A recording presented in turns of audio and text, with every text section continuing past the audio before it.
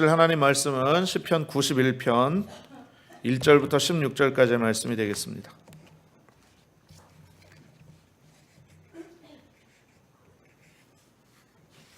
시편 91편 1절에서 16절까지입니다. 구약성경 870페이지에 기록되어져 있습니다.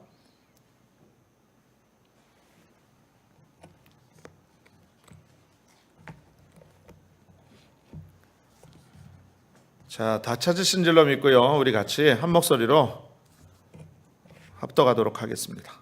자, 같이 읽습니다. 1절부터 시작. 지존자의 은밀한 곳에 거주하며 전능자의 그늘 아래에 사는 자여, 나는 야훼를 향하여 말하기를 그는 나의 피난처요 나의 요새요 내가 의뢰하는 하나님이라 하리니, 이는 그가 너를 새 사냥꾼의 울무에서와 심한 전염병에서 건지실 것이미로다. 그가 너를 그의 기치로 덮으시리니 내가 그의 날개 아래에 피하리로다. 그의 진실함은 방패와 손방패가 되시나니, 너는 밤에 찾아오는 공포와 낮에 날아드는 화살과 어두울 때 퍼지는 전염병과 밝을 때 닥쳐오는 재앙을 두려워하지 아니하리로다. 1000명이 내 왼쪽에서 10,000명이 내 오른쪽에서 엎드려지나 이 재앙이 내게 가까이 하지 못하리로다. 오직 너는 똑똑히 보리니 악인들의 보응을 내가 보리로다. 내가 말하기를 야훼는 나의 피난처시라 하고 지존자를 너의 거처로 삼았으므로 화가 내게 미치지 못하며 재앙이 내 장막에 가까이 오지 못하리니, 그가 너를 위하여 그의 천사들을 명령하사 내 모든 길에서 너를 지키게 하심이라. 그들이 그들의 손으로 너를 붙들어 발이 돌에 부딪히지 아니하게 하리로다. 내가 사자와 독사를 밟으며 젊은 사자와 뱀을 발로 누르리로다.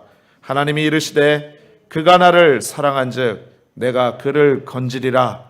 그가 내 이름을 안즉 내가 그를 높이리라. 그가 내게 간구하리니 내가 그에게 응답하리라. 그들이 환난 당할 때에 내가 그와 함께하여 그를 건지고 영화롭게 하리라. 내가 그를 장수하게 함으로 그를 만족하게 하며 나의 구원을 그에게 보이리라 하시도다. 아멘. 전후자에 계신 분에게 인사하겠습니다. 하나님이 이 자리에 함께 하십니다. 인사 나눕니다. 한 번 더 인사하겠습니다. 그 하나님이 당신을 엄청나게 사랑하십니다. 마지막으로 한 번만 더 인사 나눕니다. 당신에게 예수 그리스도 안에서 좋은 일이 일어납니다. 이렇게 인사하겠습니다.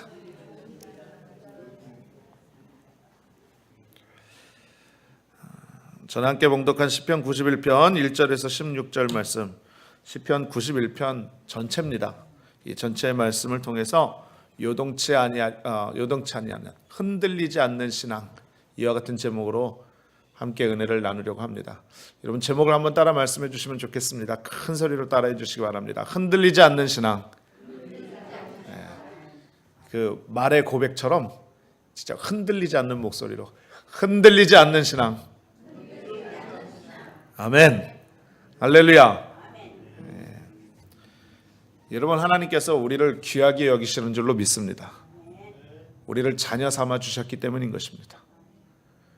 그 어느 세상의 부모가 자기 자식을 아끼지 않고 사랑하지 않을 수가 있겠습니까? 세상의 부모도 자기 자식을 귀히 여기고 사랑하고 아끼듯이 우리 하나님도 우리를 자녀 삼아 주셨기 때문에 귀하게 여기고 아끼고 사랑하고 복을 부어 주시는 줄로 믿습니다. 그런데 하나님이 우리를 귀하게 여기시는 그런 모습이 여러 가지가 있는데요. 그 귀하게 여기시는 믿음의 신앙은 그중 한 가지가 바로 뭐냐면, 어떤 상황 속에서도 흔들리지 않고 믿음으로 주님만 바라보는 신앙이 되는 것입니다. 여러분, 십자가 붙잡고 주님만 바라보고 어떠한 상황 속에서도 좌로나 우로나 치우치지 말고 늘 견고히 서는 믿음을 통해서 하나님께 영광 돌리시는 모든 분들 다 되시기를 주님의 이름으로 축원드리겠습니다. 아멘이세요? 할렐루야. 흔들리지 않아야 됩니다. 요동하지 않아야 된다는 거죠. 여러분, 요즘 오클라호마에 수없이 많은 지진이 생겨나고 있는 거 알고 계십니까? 예? 잘 모르시죠? 잘 못 느끼시죠? 여러분, 그 지진이 많다는 캘리포니아보다도요 더 위험하다고 할 정도로 이 오클라호마에 지진이 많이 생기고 있는데 그에 대한 대비가 필요하다라는 그런 뉴스를 본 적이 있습니다. 여러분 느끼셨는지 모르겠는데 지난주 화요일에도 지진이 있었어요, 오클라호마에. 그래서 원래 이 오클라호마는 토네이도로는 유명하지만 지진은 원래 없었잖아요. 그래서 토네이도를 대비하는 쉘터도 많이 있고 그 대비책은 잘 돼 있는데 지진에 대한 이 땅이 흔들리는 거에 대한 대비는 하나도 안 돼 있어요. 그래서 그것이 되게 필요하다라는 뉴스가 계속 나오고 있는 것을 볼 수가 있는데 여러분 우리 인생에도 지진이 일어날 때가 있습니다. 마음이 흔들리고 요동을 치고 마치 성난 파도와 같이 걷잡을 수 없는 그러한 모습 속에 살 때가 있다는 거죠. 쉽게 얘기를 해서 영적인 지진이 왔을 때, 무시무시한 영적인 험악한 폭풍우가 다가왔을 때 우리가 무너지지 않기 위해서는요, 우리 인생에도 준비가 필요한 거예요. 우리의 마음속에도 그것을 대비해야 되는 대비책이 있어야만 된다는 것입니다. 여러분 오늘 말씀을 보게 되면 그에 대한 확고한 말씀을 우리에게 주고 계십니다. 성경은 말씀합니다. 잠언서 4장 23절에 무릇 지킬 만한 것보다 내 마음을 지키라. 생명의 근원이 이에서 남이니라 라고 말씀하고 있는데 우리가 언제나 우리의 마음을 지키고 우리의 생각을 지켜서 흔들리지 않는 신앙을 통해 하나님께 영광 돌리는 귀한 믿음의 삶을 살아야만 될 줄로 믿습니다. 자, 그렇다면 오늘 본문에서 우리의 흔들리지 않는 신앙에 대해서 어떻게 말씀하고 있는지 말씀을 통해 은혜를 나누죠. 자, 첫 번째 말씀드릴 것은요, 우리의 마음속에 일어나는 영적인 지진에 대해서 좀 말씀을 드리려고 합니다. 여러분 세상은요 평안하지 않습니다. 세상에 있는 모든 사람들이 만족을 구하고 거기에서 평화를 구하고 거기에서 안정을 찾아보려고 하지만 여러분 이 세상에는 영원한 만족도, 영원한 기쁨도, 영원한 평화도 없습니다. 여러분 다 뉴스를 보셔서 아시겠지만 온 세계가 이슈입니다. 그죠? 뭐가? 지난주에 역사적인 사건이 있었습니다. 남북 정상이 대통령이 김정은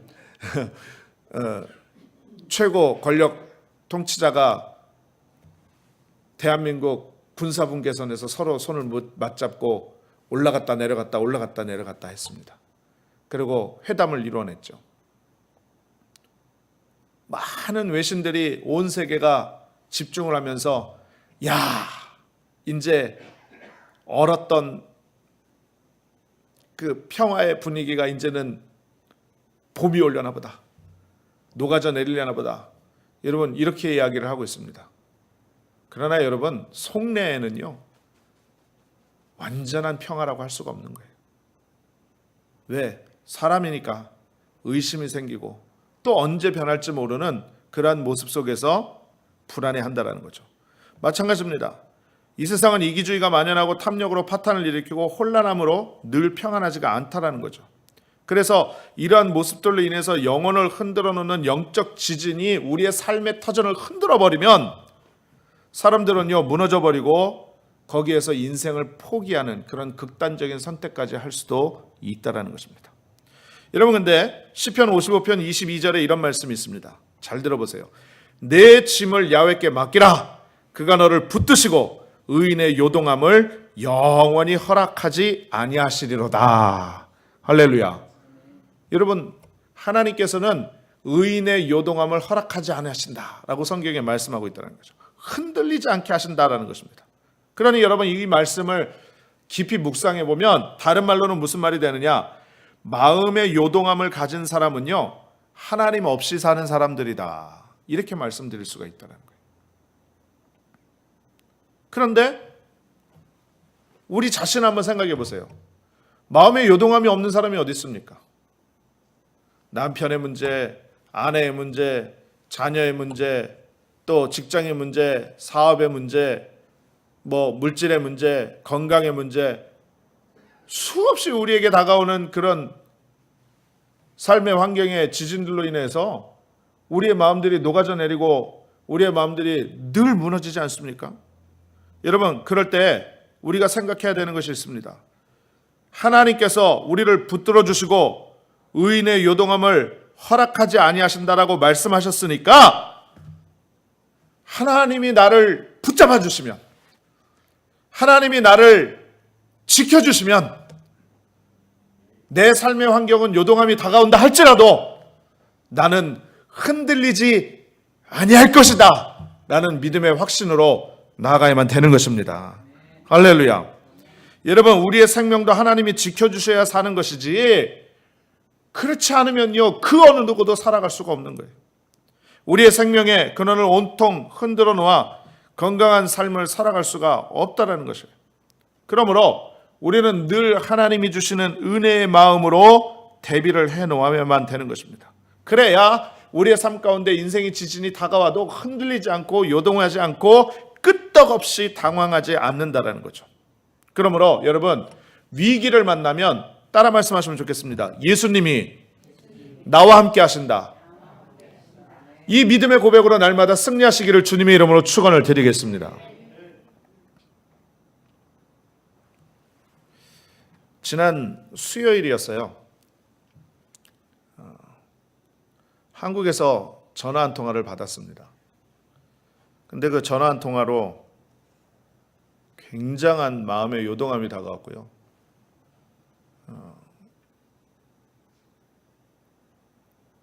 소위 말하는 마음의 영적인 지진으로 막 흔들리는 그런 소식이 들려왔습니다. 뭐냐면, 여러분 아시는 분 다 아시겠지만 우리 장로님, 저희 장인어른이시기도 하고요. 지난주 월요일 날 스트로크로 병원에 입원하셨다라는 소식을 들었습니다. 그 전화를 딱 받는 순간에 저희 집사람도 막 당황이 되고 지금 상황이 어떻게 된 건가 궁금하기도 하고 불안해하고,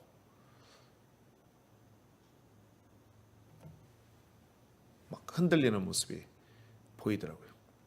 우리 조 목사님 역시도 마음 가운데 다가오는 그런 힘듦을 통해서 그런 표현하는 모습들이 많이 보였고요. 자초지종을 알아보니까 주일날 봉사를 하시고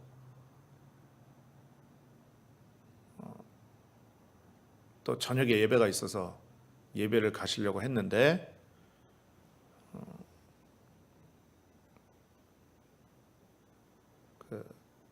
장인어른을 모시러 오시는 그 집사님 한 분이 전화 통화를 먼저 했답니다. 그런데 전화 통화를 하는데 말씀이 어눌하고 걸음도 제대로 잘 못 걸으시는 그런 모습이 돼서 얼른 병원부터 모시고 갔다는 거예요. MRI를 찍어보니까 뇌 혈관이 막혀서 뇌경색이 돼서 이미 스트로크가 진행이 된 겁니다.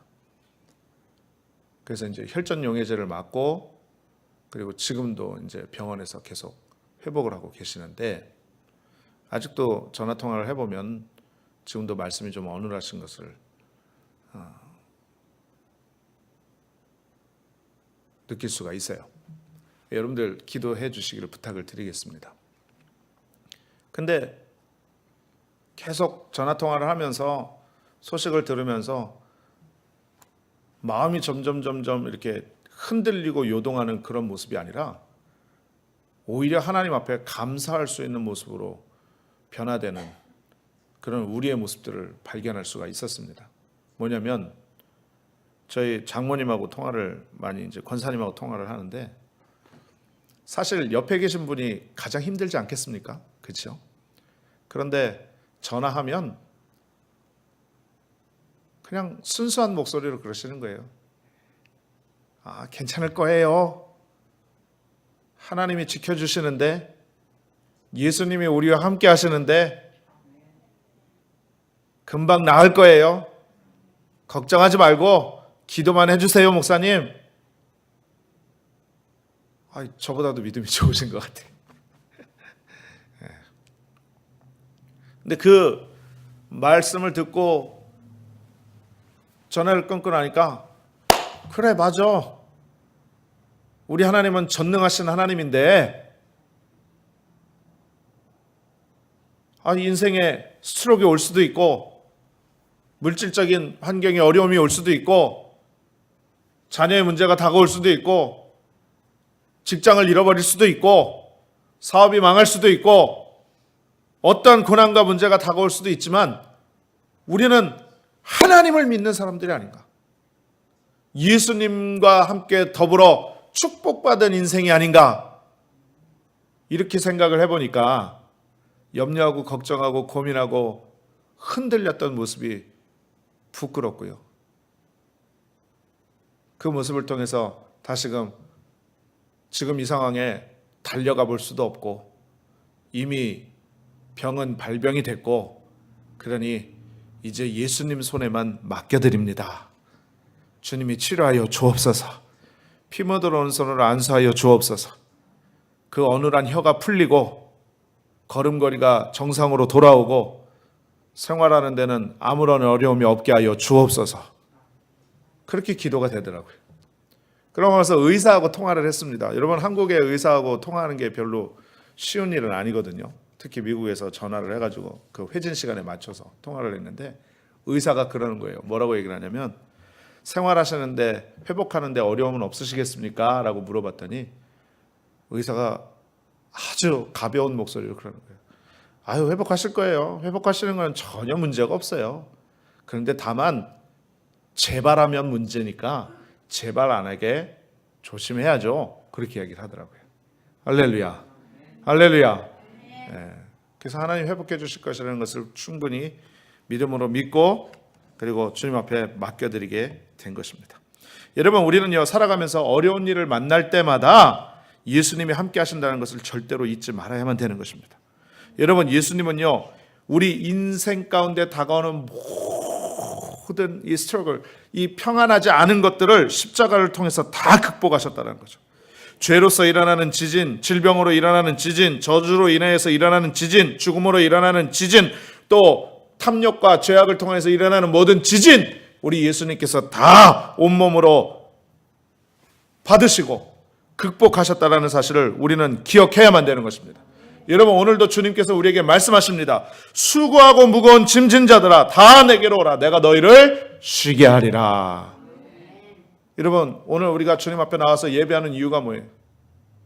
세상 가운데서 많은 염려와 걱정과 불안과 또 무기력함과 그런 모습 속에서 살다가 오늘 주님 만나고 십자가 바라보면서 그로부터 내려주시는 놀라운 은혜를 체험하고 다시금 회복되어 하나님의 은혜 가운데 기쁨과 감사함으로 살기 위해서 우리가 이 시간 예배 드리는 것 아니겠습니까? 할렐루야. 할렐루야. 그러므로 여러분, 사랑하는 우리 성도님들이여, 예수님이 지금 여러분과 함께 하심을 믿으시기를 주님의 이름으로 축원을 드리겠습니다. 십자가의 능력이 여러분에게 비춰지고 있는 것을 믿으시길 바랍니다. 하나님께서 여러분을 만나시길 원하시고 하나님께서 여러분에게 복 주시길 원하신다는 사실을 믿음으로 믿으시기를 주님의 이름으로 축원을 드리겠습니다. 여러분, 십자가 튼튼히 붙잡고요, 다른 데로 눈 돌리면 안 돼요. 교회에 들어와서 주님을 섬기는 사람들이요, 교회 생활을 단순한 커뮤니티의 수단으로 여겨서는 안 되는 것입니다. 습관적으로 그냥 교회에 나와서 아무런 의미도 없이 아무런 감정도 없이 그렇게 교회 다니는 것은 하나님이 기뻐하지 않는 것입니다. 또 교회에 와서 섬김을 받으려고 하는 것도 안 됩니다. 십자가 중심으로 교회에 와서 내 옛사람을 십자가에 못 박아 버리고 예수님과 더불어 섬기는 생활을 하는 것이 주님이 기뻐하시는 교회 생활이 되는 줄로 믿습니다. 여러분, 교회에서 또 편가르고 분쟁하고 정죄하고 비판하고 여러분 이런 모든 것들은요 다 마음에 상처를 주고 마음의 요동함이 일어날 수 있는 상황이에요. 고린도전서 1장 10절에 이런 말씀이 있습니다. 형제들아 내가 우리 주 예수 그리스도의 이름으로 너희를 권하노니 모두가 같은 말을 하고 너희 가운데 분쟁이 없이 같은 마음과 같은 뜻으로 온전히 합하라. 할렐루야. 여러분 성경이 말씀하고 있는 거예요. 그러니까 여러분 나뉘어지고 부서지고 깨어지고 서로 상처내고 정죄하고 비판하고 손가락질하면 거기에 마음에 요동함이 생기고 지진이 생기는 겁니다. 세상적인 모습을 버리고 신앙생활을 해야 되는 거예요. 여러분 우리는 오직 주님만 바라봐야 돼요. 옛날 습관 다 버려야 되는 것입니다. 하나님 기뻐하시지 않는 말씀 가운데 모든 모습 지금 당장은 고치기 힘들더라도 늘 마음에 결단하고 고백하여서 하나님의 은혜 가운데 변화되는 삶을 살아야만 될 줄로 믿습니다. 야고보서 1장 27절의 말씀이에요. 하나님 아버지 앞에서 정결하고 더러움이 없는 경건에 대해서 얘기합니다. 곧 고아와 과부를 그 환난 중에 돌아보고 또 자기를 지켜 새 속에 물들지 아니하는 것이니라 이렇게 말씀하고 있어요. 여러분 교회 생활하면서 예수 믿는다고 하면서 세상 사람들과 똑같이 할 거 다 하고 다니고 돌아다닐 거 다 돌아다니고 또 만족할 만한 거 다 만족 누리고 여러분 어떻게 그렇게 살 수가 있습니까? 예수님이 그렇게 살지 않으셨는데. 그러므로 사랑하는 우리 성도님들이요, 우리 또한 예수님을 닮는 모습을 통해서 예수님처럼 생각하고 예수님처럼 말하고 예수님처럼 살아갈 수 있는 참된 믿음의 제자의 삶을 우리가 살아야만 될 줄로 믿습니다. 여러분 그렇다면 두 번째로 우리가 흔들리는 이유에 대해서 한번 생각을 해보자는 거죠. 서두에도 말씀을 드렸지만 우리에게 영적인 지진이 오는 이유가 있어요. 시편 91편 1절 3절 오늘 본문 말씀 한번 보십시오. 지존자의 은밀한 곳에 거주하며 전능자의 그늘 아래에 사는 자여 나는 야훼를 향하여 말하기를 그는 나의 피난처요 나의 요새요 나의 의뢰하는 하나님이라 하리니 이는 그가 너를 새 사냥꾼의 울면서와 심한 전염병에서 건지실 것이미로다. 아멘. 여러분 이 말씀 무슨 말씀입니까? 하나님은 우리를요 종교의 노예로 만든 것이 아닙니다. 여러분 세상 사람들 중에 그런 사람들이 있어요. 교회 나가고 예수 믿으면 제약도 많고 하지 말아야 될 것도 많고 또 매일 가서 교회 가서 예배 드려야 되고 빠지면 눈치 보이고 또 헌금 내야 되고 아유 나는 이래서 교회 안 나갈랍니다. 이런 사람들 정말 많습니다. 그런데 여러분 분명히 알아야 돼요. 우리 하나님은요 우리를 종교의 노예로 만들려고 말씀하신 게 아니에요. 이것은 어떤 말씀이냐? 하나님을 사랑하는 자유로운 인생으로 만들길 원하신다라는 것을 말씀하고 있다는 것입니다. 할렐루야. 여러분 그러므로 우리가 하나님 안에서 자유하고 기쁘고 감사하고 즐겁고 행복한 신앙생활을 하는 것이 하나님 원하시는 일인 거 믿으시길 바랍니다.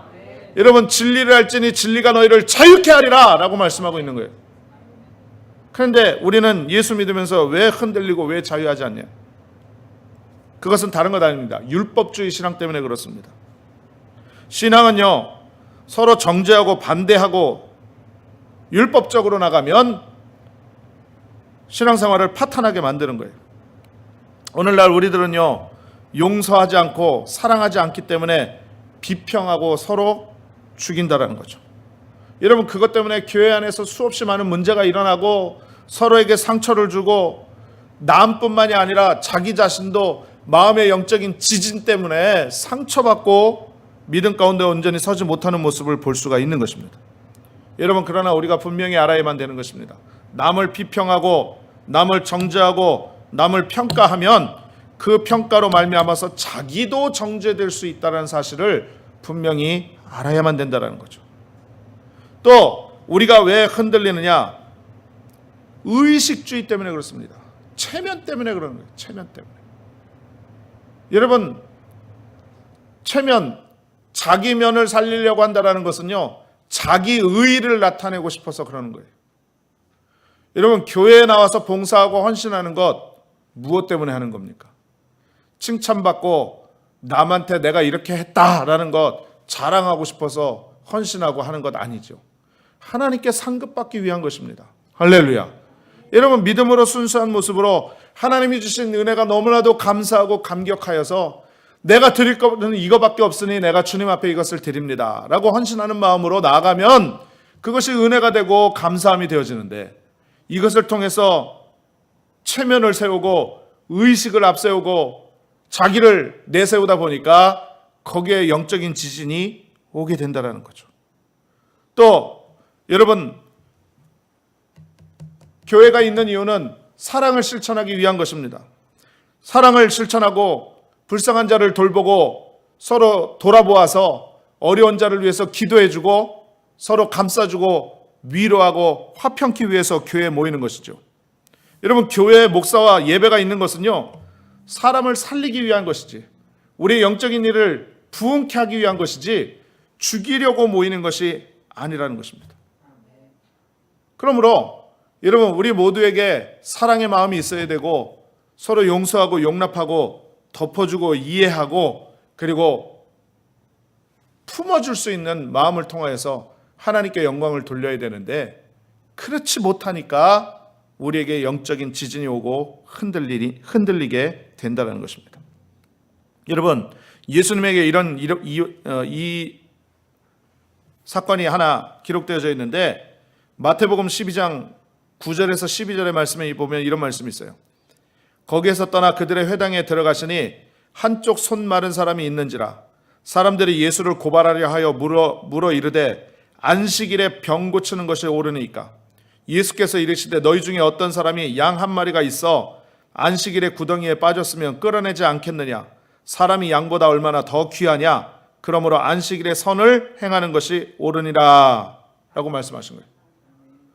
무슨 얘기냐? 예수님께서 안식일에 손 못 쓰는 사람을 고쳤습니다. 그런데 율법에는 안식일에 일을 하고 병 고치는 일을 하면 불법입니다. 그러니 예수님이 안식일에 손 못 쓰는 사람을 고쳤다고 해서 일을 하고 그 일을 했다고 해서 예수님이 불법을 저질렀다고 고발하려고 한 거예요. 그런데 거기에 대해서 예수님이 말씀하는 겁니다. 뭐라고 말씀합니까? 만약에 안식일에 양이 구덩이에 빠졌으면 그거 가만히 보고 있다가 안식일 지나고 나서 다음 날 너희는 건질 거냐? 그날 건지는 것이 당연하지 않냐? 그러니 내가 손 마른 사람을 고치는 것은 당연한 일이다 라고 말씀하고 있다는 거죠. 여러분, 누가 보더라도 당연한 것 아니겠습니까? 예수님의 말씀이 옳은 것 아니겠습니까? 여러분, 예수님은요, 율법을 파하려고 오신 것이 아니라 무너뜨리려고 오신 것이 아니라 율법의 완성으로 오신 것입니다. 그러므로 정죄하고 비판하고 판단하고 그것을 꼭 꼬집어서 남의 약점을 후벼 파가지고 문제를 삼고 이슈를 만들고 이러려고 하는 것이 아니라 예수님께서는 정의와 사랑과 공평과 은혜로 말미암아 모든 것을 합력하여 선을 이루게 하시고 우리에게 풍성한 복으로 안겨주시기 위해서 역사를 해 주신다라는 것입니다. 여러분, 사람들이 중요하다고 생각하는 형식, 이것에 대해서 정반대되는 일을 주님께서 가르쳐주고 계실 때가 성경을 보면 너무나도 많다라는 것입니다. 여러분, 우리가 흔들리고 부서지는 기반들, 율법주의적 신앙, 제사 중심의 종교, 그리고 하나님의 은혜가 없는 그런 껍데기뿐인 형식적인 체면, 그리고 세상과 연합해서 한쪽 발에는 세상에 발을 들여놓고 한쪽 발에는 신앙의 교회에 발을 들여놓고 내가 유리한 대로 이쪽으로 왔다 저쪽으로 갔다 이쪽으로 왔다 저쪽으로 갔다 흔들리는 그런 신앙이 아니라 오직 주님만 바라보고 십자가의 은혜 가운데에서 능력으로 나가는 저와 여러분이 되어야만 될 줄로 믿습니다. 여러분, 그러려면 마지막으로 말씀을 드립니다. 흔들리지 않으려면 그러면 어떻게 해야 되느냐? 흔들리지 않으려면, 여러분, 우리의 삶의 영원 무궁한 반석은 오직 예수님뿐인 줄로 믿습니다. 그러니 다른 것 없어요. 흔들리지 않으려면 십자가 바라봐야 돼요. 따라 말씀합니다. 십자가만 바라봅니다. 여러분, 십자가만 바라보시기를 주님의 이름으로 축원을 드리겠습니다. 그런데 십자가를 바라보는 것이라는 무엇이냐면 구체적인 행동들이 있어요. 그냥 멍하니 십자가만 바라보고 있다고 해서 되는 것이 아닙니다. 십자가를 바라본다라는 것은 어떤 것이냐?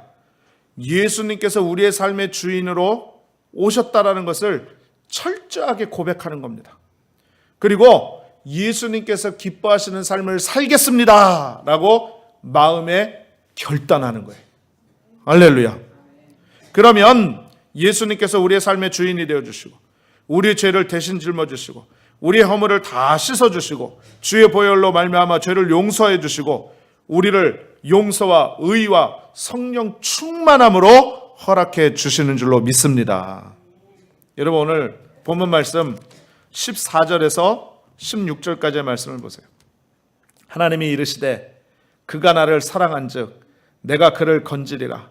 그가 내 이름을 안즉 내가 그를 높이리라. 그가 내게 간구하리니 내가 그에게 응답하리라. 그들이 환난 당할 때에 내가 그와 함께하여 그를 건지고 영화롭게 하리라. 내가 그를 장수하게 함으로 그를 만족하게 하며 나의 구원을 그에게 보이리라. 할렐루야. 여러분 보세요. 말씀 보세요. 우리 주님께서는요, 우리에게 첫 번째 건져주십니다. 또 높여주십니다. 또 응답해 주십니다. 또 건져주신답니다. 영화롭게 해주신답니다. 장수하게 해주신답니다. 그리고 구원을 보이신다고 하셨사오니 거기에서 행복하게 해주신답니다. 할렐루야. 할렐루야. 이 약속의 말씀이 여러분의 삶 가운데 넘쳐나시길 주의 이름으로 축원합니다. 여러분, 결단한 다음에는 그 다음에는 어떻게 해야 되느냐? 우리의 생각을 통해서 하나님과 대화해야 돼요. 대화해야 돼요. 영적인 주파수를 주님 앞에 딱 맞춰가지고 대화해야 되는 것입니다. 여러분, 집에 다 TV 있으시죠? 요즘 TV 채널 바꾸고 소리 키우려고 TV까지 가서 그거를 채널을 돌리고 볼륨을 올리는 그런 촌놈은 한 사람도 없습니다. 요즘이 어떤 시대인데요? 리모컨 하나만 가지면 볼륨도 올렸다, 다른 채널에서는 뭘 하나 볼 수도 있고, 심지어는 인터넷까지 연결하고 모든 것이 다 할 수 있는 그런 스마트 시대. 리모컨 하나로 모든 것이 다 조정이 됩니다. 여러분, 리모컨하고 TV가 연결되어져 있기 때문이에요. 그런데 리모컨하고 TV하고 연결되어져 있는데 그 빛이 보입니까? 안 보여요. 마찬가지입니다. 우리는 하나님을 닮은 형상으로 지음을 받았기 때문에 늘 하나님과 교통할 수 있는, 교제할 수 있는 영적인 주파수가 있는 거예요. 그렇기 때문에 우리는 마치 TV 리모컨을 움직이듯이 우리의 삶 속에, 우리의 마음 속에, 우리의 영적인 모습에 하나님을 향한 영적 리모컨을 켜놔야만 되는 것입니다. 그래서 주님과 계속 교제해야 된다는 거죠. 하나님과 대화하고 기도하고 주님 앞에 간구하는 귀한 삶을 살아야만 되는 것입니다. 여러분, 그래서 그 다음엔 어떻게 되냐? 믿음이 우리 가운데 옵니다. 기도하면 믿음으로 확신이 차게 되죠. 그래, 하나님이 치료해 주실 거야. 아니, 지금 상황은 힘들고 어려워도 하나님이 회복해 주실 거야. 지금은 힘들어도 하나님이 나에게 좋은 일을 행해 주실 거야 라고 믿음으로 바라보는 것입니다. 여러분, 마가복음 9장 23절의 말씀에 할 수 있거든이 무슨 말이냐? 믿는 자들에게는 능치 못함이 없느니라. 할렐루야. 여러분, 능치 못함이 없대요. 근데 왜 우리에겐 늘 막히는 삶이 있을까요?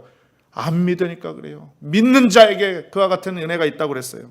그러므로 여러분, 우리가 하나님과 마음 가운데 결단을 하고 주인으로 모셔드리고 마음 기도하여서 우리 가운데 믿음으로 오면 그 다음엔 어떻게 되느냐? 선포해야만 되는 것입니다. 따라합니다. 할 수 있다. 하면 된다. 해보자. 나는 건강해졌다. 나는 부자가 됐다. 나는 복받은 사람이 됐다. 하나님이 치료하신다. 하나님이 변화시켜 주신다. 잘 될 수밖에 없다. 할렐루야. 할렐루야. 여러분, 이렇게 믿음으로 선포하면 우리 주님께서 우리의 마음 가운데 오셔서 든든한 파운데이션이 되어주는 겁니다. 흔들리지 않는 거예요. 우리 주님이 우리의 삶의 주초석이 되어야 됩니다. 만약에 하나님을 섬기는 삶이 삶의 목적이 되지 못하면 수없이 무너지고 수없이 상처받을 수밖에 없다는 거죠. 그러므로 사랑하는 우리 성도님들이요, 예수님을 통해서 우리 마음에 반석을 세워놓고 우리 하나님과 더불어 귀한 은혜의 축복을 누리시는 여러분들 다 되시기를 주님의 이름으로 축원을 드리겠습니다. 우리 마음에 예수 그리스도의 반석을 세워놓으세요. 하나님이 우리의 반석이 되어질 줄로 믿습니다. 기도합니다. 전능하신 아버지 하나님, 은혜와 사랑을 감사드립니다. 우리의 삶 가운데 다가오는 수없이 많은 요동함이 있고 영적인 지진들이 많이 있는데 하나님, 우리는 늘 넘어지고 늘 자빠지고 늘 쓰러집니다. 그러나 오늘 말씀 가운데 말씀하신 것처럼 우리를 자유함 가운데 은혜를 주시길 원하시는 분이 바로 우리 하나님이시고, 예수 그리스도를 우리의 마음의 주초석으로 삼으면 우리가 그 어떤 환난과 어려움 속에서도 흔들리지 아니하고 주님의 은혜 가운데 기적을 맛보는 귀한 삶으로 변화되어지는 줄로 믿습니다. 하나님, 이와 같은 마음의 결단으로 나가게 하시고 늘 기도하게 하시고 믿음으로 살게 하여 주시고 입술로 원망과 불평을 떠나가게 하셔서 긍정적이고 창조적이고 적극적인 삶의 소망을 통하여 하나님께 영광을 올려드리는, 그리고 그 놀라운 은혜를 체험하는 우리 모두가 되게 하여 주시옵소서. 영광 올려드리며 살아계신 예수님의 이름으로 간절히 기도드리옵나이다. 아멘.